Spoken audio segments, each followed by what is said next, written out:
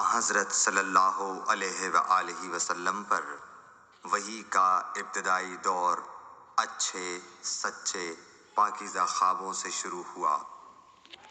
آپ خواب میں جو کچھ دیکھتے وہ صبح کی روشنی کی طرح صحیح اور سچا ثابت ہوتا۔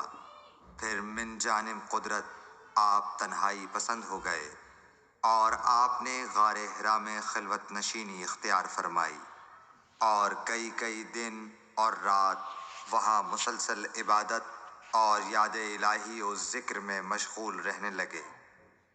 جب تک گھر آنے کو دل نہ چاہتا توشہ ہمراہ لیے ہوئے وہاں رہتے۔ توشہ ختم ہونے پر ہی اہلیہ محترمہ حضرت خدیجہ رضی اللہ تعالی عنہا کے پاس تشریف لاتے اور کچھ توشہ ہمراہ لے کر پھر وہاں جا کر خلوت گزین ہو جاتے۔ یہی طریقہ جاری رہا یہاں تک کہ آپ پر حق منکشف ہو گیا اور آپ غار حرا ہی میں قیام پذیر تھے کہ اچانک حضرت جبرائیل علیہ السلام آپ کے پاس حاضر ہوئے اور کہنے لگے کہ اے محمد پڑھو۔ آپ فرماتے ہیں کہ میں نے کہا کہ میں پڑھنا نہیں جانتا۔ آپ صلی اللہ علیہ وسلم فرماتے ہیں کہ فرشتے نے مجھے پکڑ کر اتنے زور سے بھینچا کہ میری طاقت جواب دے گئی۔ پھر مجھے چھوڑ کر کہا پڑھو۔ میں نے پھر وہی جواب دیا کہ میں پڑھا ہوا نہیں ہوں۔ اس فرشتے نے مجھ کو نہایت ہی زور سے بھینچا کہ مجھ کو سخت تکلیف محسوس ہوئی۔ پھر اس نے کہا کہ پڑھ۔ میں نے کہا میں پڑھا ہوا نہیں ہوں۔ فرشتے نے تیسری بار مجھ کو پکڑا اور تیسری مرتبہ پھر مجھ کو بھینچا۔ پھر مجھے چھوڑ دیا اور کہنے لگا کہ پڑھو اپنے رب کے نام کی مدد سے جس نے پیدا کیا اور انسان کو خون کی پھٹکی سے بنایا۔ پڑھو اور آپ کا رب بہت ہی مہربانیاں کرنے والا ہے۔ بس یہی آیتیں آپ حضرت جبرائیل علیہ السلام سے سن کر اس حال میں غار حرا سے واپس ہوئے کہ آپ کا دل اس انوکھے واقعے سے کانپ رہا تھا۔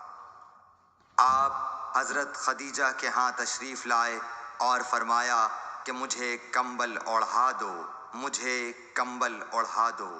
لوگوں نے آپ کو کمبل اوڑھا دیا۔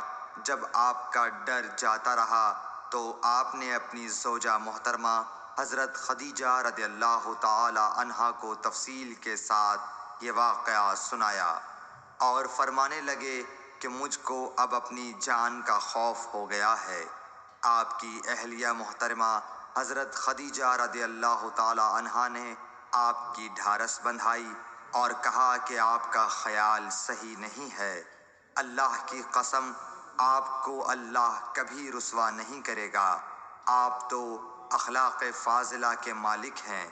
آپ تو کنبہ پرور ہیں، بے کسوں کا بوجھ اپنے سر پر رکھتے ہیں، مفلسوں کے لیے آپ کماتے ہیں، مہمان نوازی میں آپ بے مثال ہیں اور مشکل وقت میں آپ امر حق کا ساتھ دیتے ہیں۔ ایسے اوصاف حسنہ والا انسان یوں بے وقت ذلت و خواری کی موت نہیں پا سکتا۔ پھر مزید تسلی کے لیے حضرت خدیجہ رضی اللہ تعالی عنہا آپ کو ورقہ بن نوفل کے پاس لے گئیں جو ان کے چچا زاد بھائی تھے اور زمانہ جاہلیت میں نصرانی مذہب اختیار کر چکے تھے اور عبرانی زبان کے کاتب تھے۔ چنانچہ انجیل کو بھی حسب منشائے خداوندی عبرانی زبان میں لکھا کرتے تھے۔ انجیل سریانی زبان میں نازل ہوئی تھی، پھر اس کا ترجمہ عبرانی زبان میں ہوا۔ ورقہ اسی کو لکھتے تھے۔ وہ بہت بوڑھے ہو گئے تھے، یہاں تک کہ ان کی بینائی بھی رخصت ہو چکی تھی۔ حضرت خدیجہ رضی اللہ تعالی عنہا نے ان کے سامنے آپ کے حالات بیان کیے اور کہا کہ اے چچا زاد بھائی، اپنے بھتیجے محمد صلی اللہ علیہ وسلم کی زبانی ذرا ان کی کیفیت سن لیجئے۔ وہ بولے کہ بھتیجے آپ نے جو کچھ دیکھا ہے اس کی تفصیل سناؤ۔